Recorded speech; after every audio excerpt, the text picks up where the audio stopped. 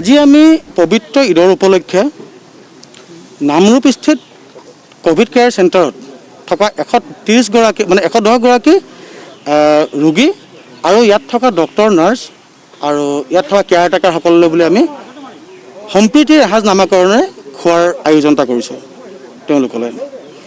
আমাৰ উদ্দেশ্য হ'ল যিহেতু পবিত্ৰ ঈদৰ দিনাখন সকলো ৰাইজে বা সকলো মানুহে নিজৰ নিজৰ ঘৰত থাকি নিজৰ নিজৰ পৰিয়ালৰ লগত থাকি পিনে এসাঁজ ভাত খায় বা ফূৰ্তি কৰে, কিন্তু এনে সংকটৰ সময়ত আমাৰ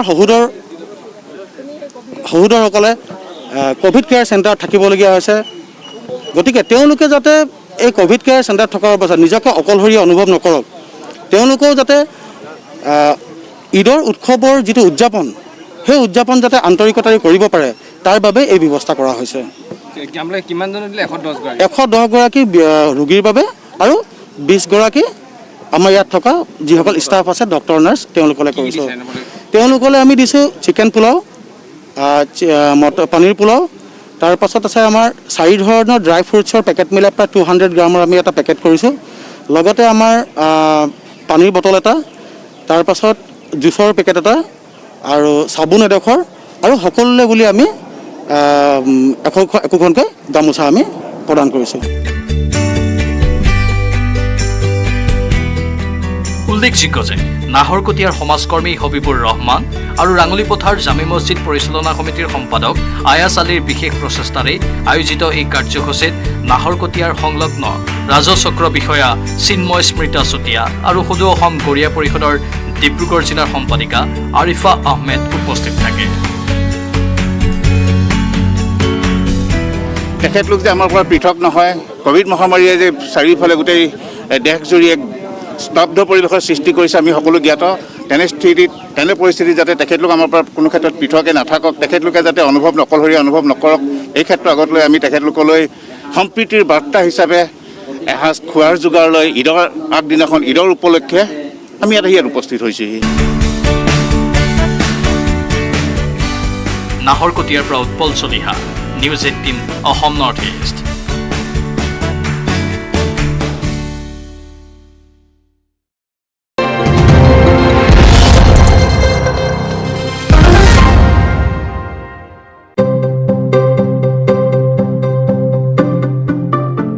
কৰোনাৰ বাবেই মানুহৰ লগতে তীব্ৰ সংকটত পৰিছে জীৱকুল। খাদ্যৰ সংকটত পৰিছে বিশেষকৈ বিভিন্ন মঠ মন্দিৰত থকা কপিকুল।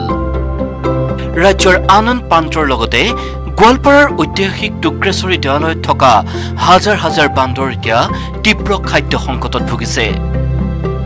কোভিড পৰিস্থিতিৰ বাবে বন্ধ হৈ পৰিছে ঐতিহাসিক টুক্ৰেশ্বৰী দেৱালয়ৰ দুৱাৰ। ফলত ভক্তপ্ৰাণ ৰাইজেও দেৱালয়লৈ অহা বন্ধ হৈ পৰিছে আৰু সেইবাবেই খাদ্য সংকটত ভুগিছে দেৱালয়ত থকা বান্দৰসমূহ। তেনে সময়ত দুধনৈ বিধানসভা সমষ্টিৰ বিধায়ক দীপক কুমাৰ ৰাভাই টুক্ৰেশ্বৰী দেৱালয়ত উপস্থিত হৈ খাদ্য সংকটত ভোগা কপিকুলৰ বাবে ফল-মূল বুটমাহ আদি যোগান ধৰে। দেৱালয়ৰ পূজাৰীৰ লগতে প্ৰাক্তন বিধায়কগৰাকীয়ে নিজ হাতেৰে বান্দৰক কল আৰু বুটমাহ খুৱায়। যেহেতু গোৱালপাৰা ডিষ্ট্ৰিক্টখনত কোভিড-19 যিটো আমাৰ এটা মহামাৰী এটা বেমাৰ হয় নহয়, সেই সম্পৰ্কত ডিষ্ট্ৰিক্ট মানে প্ৰশাসনে আৰু সেই ক্ষেত্ৰত টুক্ৰেশ্বৰী মন্দিৰত আমাৰ যিটো বান্দৰ বহুত আছে ইয়াতে খাদ্যৰ অলপ অভাৱ হৈছে বুলি এটা আমি অনুমান কৰিছোঁ। যিহেতু মানুহে আদান প্ৰদান কৰিব পৰা নাই, অহা যোৱা কৰিব পৰা নাই, সেইটো চিন্তা লক্ষ্য ৰাখি পেলাই আজি আমি আহিছোঁ। আমাৰ ইয়াতে প্ৰায় 1000ৰ ওপৰত মানে বান্দৰ আছে, সেইখিনি খাদ্যৰ সংকটত ভুগিছে। সেইকাৰণে আমি আজি কল আমাৰকে কেই চৰা হৈছিলে 9 চৰা কল আনিছোঁ আমি, আৰু বুট আমি 7 কিলো বুট ভিজাই পেলাই আজি আনিছোঁ, আজি দিলোঁ। অলপ হ'লেও এটা সকাহ হ'ব বুলি মই ভাবিছোঁ।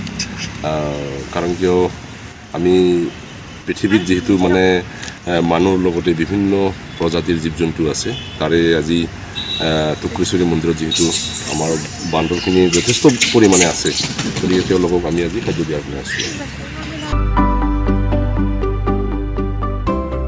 এনেদৰেই প্ৰাক্তন বিধায়ক দীপক কুমাৰ ৰাভাৰ চৌপাশে অৱস্থান কৰি বান্দৰৰ জাকটোৱে লৈছে ফলৰ জুতি।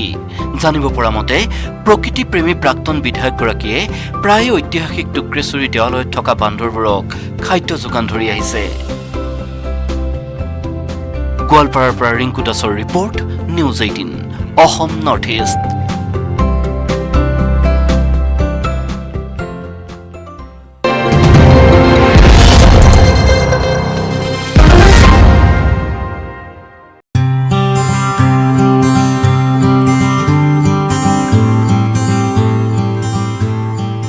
মাজুলী জিলা প্ৰশাসন আৰু কৃষি বিভাগৰ আদৰণীয় পদক্ষেপ। টিকৰাই চাপৰিৰ 186 বিঘা ভূমিত লহপহকৈ বাঢ়িছে পশুধনৰ ঘাঁহৰ খেতি। বাঢ়ি অহা এই ঘাঁহৰ খেতিয়ে দৃষ্টিনন্দন কৰি তুলিছে টিকৰাই চাপৰিৰ পৰিৱেশ। এতিয়া বাৰিষাৰ সময়। এই সময়ছোৱাত দ্বীপ জিলা মাজুলীৰ বিভিন্ন স্থানত হৈছে প্ৰবল গৰাখহনীয়া। এই ভয়াৱহ খহনীয়াৰ বাবে বহু লোকে নিজৰ ঘৰ পৰ্যন্ত এৰি আন স্থানলৈ স্থানান্তৰিত হ'বলৈ বাধ্য হৈছে। কিন্তু এই বাৰিষাৰ সময়ছোৱাত মানুহৰ সমান্তৰালকৈ প্ৰতিবাৰেই তীব্ৰ খাদ্য সংকটত ভোগে পশুধনসমূহো। বাৰিষাৰ সময়ত উপযুক্ত খাদ্যৰ অভাৱত বহু পশুধন ৰোগীয়া হৈ পৰাৰ লগতে মৃত্যুৰ মুখতো পৰিবলগীয়া হয়। দ্বীপ জিলা মাজুলীত বান আহিলে বহুলোকে মথাউৰি, ওখ ভেটি আদিত গৰু ছাগলীৰ লগতে একেলগে সহবাস কৰাৰ দৰে দুৰ্বিষহ পৰিস্থিতিৰ সূচনা হয়। কিন্তু বানপানীৰ সময়ত দ্বীপ জিলাখনৰ পশুধনৰ দুখ দুৰ্দশা আৰু খাদ্য সংকটৰ কথা অনুধাৱন কৰিয়েই মাজুলী জিলা উপায়ুক্ত বিক্ৰম কৈৰীৰ বিশেষ তৎপৰতাত মাজুলী জিলা কৃষি বিভাগে পশুপালন বিভাগৰ উদ্যোগত দক্ষিণপাটৰ সন্মুখৰ টিকৰাই চাপৰিৰ 186 বিঘা ভূমিত দক্ষিণপাটৰ 33জনীয়া এটা পশুপালক আৰু কৃষকৰ দলৰ সহযোগত কৰিছে ঘাঁহৰ খেতি। হয়, জিলা প্ৰশাসনে মাজুলী পশু চিকিৎসা বিভাগ, মাজুলী কৃষি বিভাগ উমৈহতীয়া প্ৰচেষ্টাৰে আমাৰ দক্ষিণপাট কুমাৰ গাঁৱৰ কৃষকসকলক লৈ কৰা ঘাঁহ খেতি যথেষ্ট আদৰণীয়। আৰু এই ঘাঁহ খেতিৰ যোগেদি আমাৰ বিভিন্ন কৃষকসকল, গোপালকসকল উপকৃত হ'ব। বিশেষকৈ বাৰিষা ঘাঁহৰ যেতিয়া অভাৱ হয়, গৰু যেতিয়া ঘাঁহ খাবলৈ নাপায়, তেতিয়া সেই সময়টোত ঘাঁহৰ যথেষ্ট অসুবিধা হয় আৰু গোপালকসকলক কেৱল কেইটামান ভুচিৰে গৰুকেইটাক সন্তুষ্টি দিয়াৰ নিচিনা হয়। কিন্তু এইবাৰ এই ৰসাল ঘাঁহে নিশ্চয়কৈ অকণমান হ'লেও গোপালকসকলক উপকৃত কৰিব। মাজুলী জিলা কিষাণ মৰ্চাৰ সভাপতি ৰাজু কলিতাসহ এই 33জন কৃষক আৰু পশুপালকৰ ঘাঁহৰ খেতি এতিয়া টিকৰাই চাপৰিৰ পৰিৱেশ দৃষ্টিনন্দন কৰি তুলিছে। ঘাঁহৰ খেতি মানে আমাৰ বিশেষকৈ গৰুৰ প্ৰধান সমস্যাটো আমাৰ ঘাঁহ, পানী যেতিয়া বেছি হৈ যায় ইয়াত গোটেই চাপৰিটো ডুবি যায়। ডুবি যোৱাৰ কাৰণে আমাৰ ঘাঁহৰ পূৰা অভাৱ হৈ যায় আৰু ইফালে সিফালে যাবলৈও পানীটো বেছি হৈ যায়।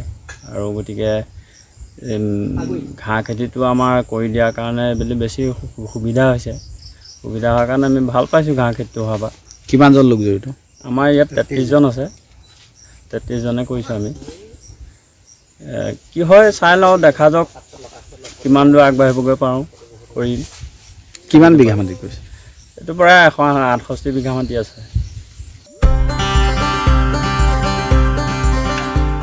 আগন্তুক বানত বিধ্বস্ত পশুপালকসকলে সহজে এই খাদ্য লাভ কৰিব পাৰিব।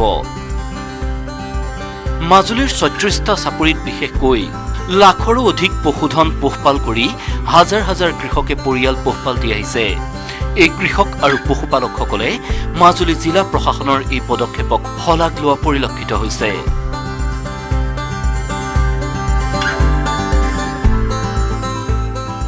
মাজুলীৰ পৰা ভাস্কৰ জ্যোতি কটকী, নিউজ 18 অসম নৰ্থ ইষ্ট।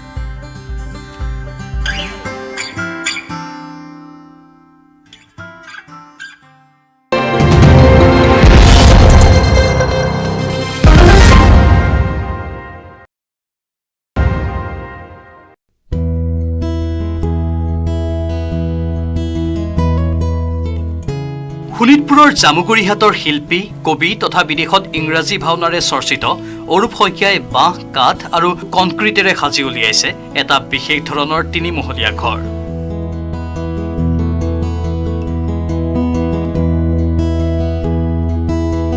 যোৱা বৰ্ষৰ লকডাউনৰ সময়তেই আৰম্ভ কৰি এতিয়া নিৰ্মাণ প্ৰায় সম্পূৰ্ণ হোৱা ঘৰটোত বাঁহ কাঠেৰে অসমীয়া থলুৱা কাৰুকাৰ্য ভালদৰে প্ৰতিফলিত হোৱা দেখা গৈছে, যি আজিৰ প্ৰজন্মৰ মাজৰ পৰা হেৰাই যাব ধৰিছে।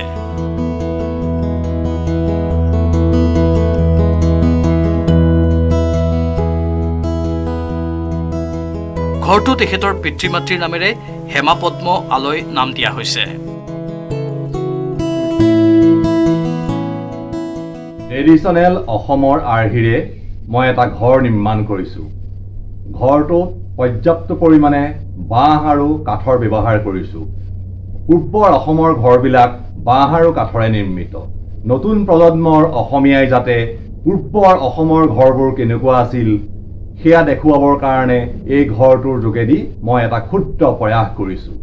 শিল্পী হিচাপে প্ৰবাসী শিল্পীসকল বা প্ৰবাসী পৰিব্ৰাজকসকল যেতিয়া অসমলৈ আহিব তেতিয়া তেওঁলোকে পূৰ্বৰ অসম ট্ৰেডিশ্যনেল অসমৰ ক্ষুদ্ৰ এটা নমুনা ইয়াত উপলব্ধ কৰিব পাৰিব বুলি মোৰ এটা বিশ্বাস হৈছে। ঘৰটো মই মোৰ পিতৃ মাতৃৰ নামেৰে নামাকৰণ কৰিছোঁ, হেমা পদ্ম আলয় নাম দিছোঁ।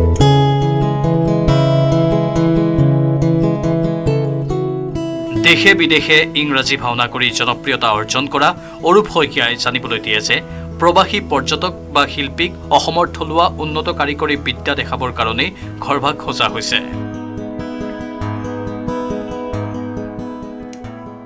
ঘৰটোৰ একেবাৰে ওপৰ মহলটো মই ষ্টুডিঅ' হিচাপে ব্যৱহাৰ কৰিম আৰু ঘৰটোত বিভিন্ন ধৰণৰ সাংস্কৃতিক কাৰ্যসূচীও মই ৰূপায়ণ কৰিম বুলি মই মনস্থ কৰিছোঁ। আশা কৰোঁ অসমৰ ৰাইজে মোৰ এই প্ৰয়াসক বা মোৰ এই ঘৰভাগক আঁকোৱালি ল'ব আৰু অসমৰ বিলুপ্ত পাই যিটো কাৰিকৰী দিশ, বিলুপ্ত পাই যিটো ঘৰৰ কাৰুকাৰ্য সেয়া আকৌ নতুন প্ৰজন্মই অনুকৰণ কৰিব বুলি মোৰ বিশ্বাস।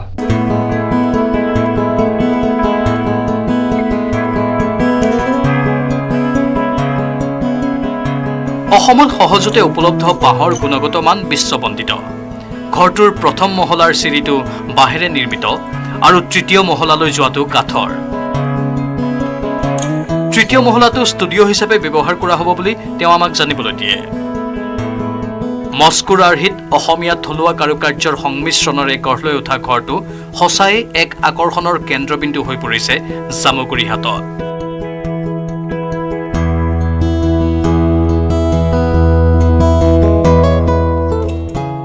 Bureau report, news 18, Assam north east.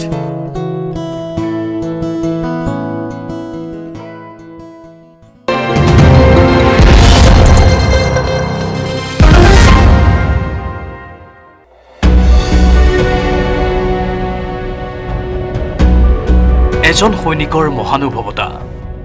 মৰিগাঁৱৰ 128 নম্বৰ CRPF বেটেলিয়নৰ এজন জোৱানৰ এই মহানুভৱতাৰ কাহিনী আজি ক'ব বিচাৰিছোঁ, যেন মানৱতাৰ এখন প্ৰকৃত বাস্তৱ ছবি। মৰিগাঁও সদৰ থানা আৰু বিহুতলীত ঘূৰি ফুৰাৰ লগতে চহৰখনত প্ৰায় চুকে কোণে দেখিবলৈ পোৱা এগৰাকী মানসিক ৰোগাক্ৰান্ত মহিলাক কিছুদিন আগতে এখন বাহনে খুন্দিয়াই থৈ গৈছিল, যাৰ ফলত ভৰিত আঘাতপ্ৰাপ্ত হৈছিল তেওঁ। তাৰ পাছতেই ভৰিখনত ঘাঁ লাগি পোক লাগি গৈছিল। বহুদিন বিনা চিকিৎসাৰে থকাত অসহ্য যন্ত্ৰণাৰ উপৰিও ভৰিৰ ঘাঁডোখৰত সংক্ৰমণ বৃদ্ধি পাইছিল। এই সমগ্ৰ বিষয়টো নিৰীক্ষণ কৰি মৰিগাঁও সদৰ আৰক্ষী থানাৰ চৌহদত থকা 128 নম্বৰ CRPF বেটেলিয়নৰ জোৱান প্ৰমোদ কুমাৰ সিং আগবাঢ়ি আহিল তেওঁক সহায় কৰিবলৈ। মানুহগৰাকীৰ এই যন্ত্ৰণাময় সময়ত কাষত দেৱদূতৰ দৰে থিয় দিলে জোৱানজনে। तब से पड़ा हुआ है यहीं पे, अब उसको कोई देखने वाला नहीं है, कीड़ा पड़ रखा है इसके पैरों में। तो हम तो यही कहना चाहेंगे कि हर पब्लिक को चाहिए कि जो गरीब दुखिया जो पड़ा हुआ है उसका हेल्प करना चाहिए। सिर्फ राइफल लेकर बॉर्डर पे खड़े होने से देशभक्ति नहीं होता। देशभक्ति हम गरीबों को सहायता करके भी कर सकते हैं। क्यों? गरीबों की सहायता करके देशभक्ति कीजिए। क्या पड़ रखा है, कीड़ा पड़ रखा है इसके पैरों में, कोई देखने वाला नहीं है इसको।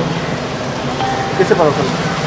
बस यहीं पे बैठी हुई थी, ऐसे चल नहीं पा रही थी। तुम देखिए क्या हुआ पैर में, दिखाओ। तो देख रहे हैं कि इसका पूरा एकदम कीड़ा ये पूरा चल रहा है। 2-3 दिन से बैंडेज कर रहे हैं लेकिन ठीक नहीं हो रहा। कल देखते हैं, इसको हॉस्पिटल ले जाना पड़ेगा तो हॉस्पिटल ले जाएंगे। PK সিঙে নিজ হাতেৰে পোকবোৰ উলিয়াই ঘাঁডোখৰ চাফা কৰি বেণ্ডেজ কৰি চিকিৎসা প্ৰদান কৰাৰো ব্যৱস্থা কৰে। এতিয়া লাহে লাহে আৰোগ্য পাইছে মহিলাগৰাকীয়ে। আনহাতে যাৱতীয় ঔষধ পাতি আৰু খাদ্য যোগান ধৰিছে মহিলাগৰাকীয়ে। যান্ত্ৰিকতাৰ যুগত এজন জোৱানৰ এনে কৰ্ম সঁচাকৈয়ে প্ৰশংসনীয়। মৰিগাঁৱৰ পৰা Pawanjyoti Deka, news 18 Assam north east.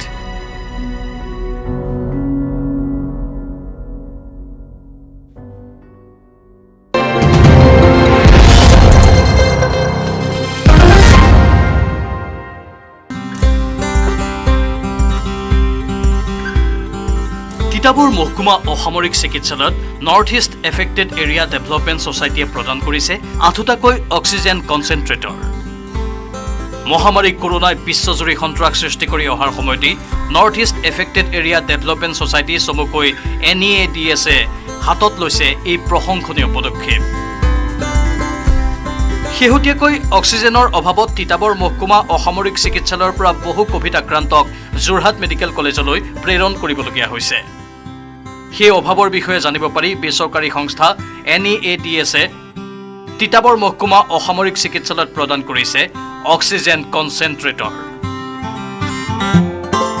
কোভিডৰ সময়ত আমি বহুত পেচেণ্ট হেৰুৱাইছোঁ অক্সিজেন দিব নোৱাৰাৰ অভাৱত। আপোনালোকে দেখিছে গোটেই পৃথিৱীতে হৈছে এইটো। কিন্তু অক্সিজেন কনচেণ্ট্ৰেটৰটো এনেকুৱা এটা বস্তু আমি বেলেগকৈ প্ৰডিউচ কৰিব নালাগে। আমি এয়াৰৰ যিটো অক্সিজেন সেইখিনি অক্সিজেনে আমি ৰোগীক দিব পাৰোঁ। আৰু যোৱা বছৰ আমি 20 চনৰ যেতিয়া আমাৰ চিকিৎসালয়ত আছিলে তেতিয়া আমাৰ অক্সিজেন দিব পাৰিছিলোঁ, কিন্তু বহুতখিনি পেচেণ্ট আমি ৰেফাৰ কৰিব লগা হৈছিলে। সেই পেচেণ্টখিনি আমি কনচেণ্ট্ৰেটৰ যোগেদি ইয়াতে বহুত পেচেণ্ট যোৰহাট মেডিকেল ৰেফাৰ নকৰাকৈ আমি পঠাব পাৰোঁ। এইটো এটা সাংঘাতিক প্ৰশংসনীয় পদক্ষেপ আৰু অদূৰ ভৱিষ্যতে আমাৰ লগত তেখেতসকল আৰু আমাৰ হস্পিটেল কৰ্তৃপক্ষ বা আপোনালোকে স্থানীয় লোকৰ আমি সহায় সহযোগ বিচাৰিছোঁ, যাতে ৰাইজক আমি এটা কোভিড কালত কিবা এটা চিকিৎসা সেৱা আগবঢ়াৰ লগতে আমাৰ বৰঙণি আগবঢ়াব পাৰোঁ। তিতাবৰ মহকুমা অসামৰিক চিকিৎসালয়ৰ চিকিৎসক, তিতাবৰ মহকুমা স্বাস্থ্য বিষয়াৰ উপস্থিতিত প্ৰদান কৰা হয় 8টাকৈ অক্সিজেন কনচেণ্ট্ৰেটৰ।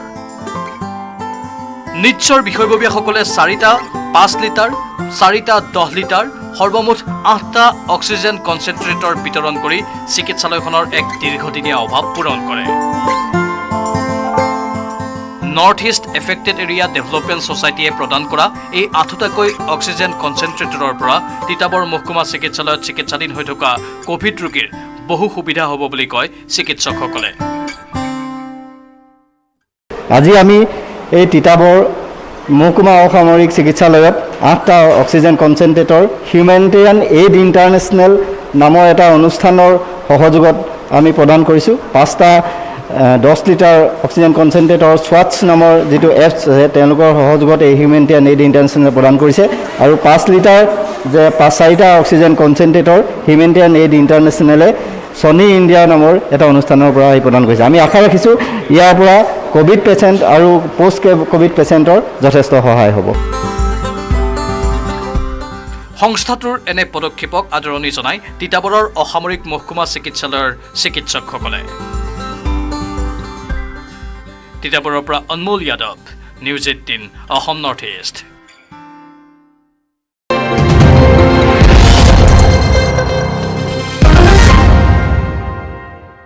নিউজ 18 বিশেষ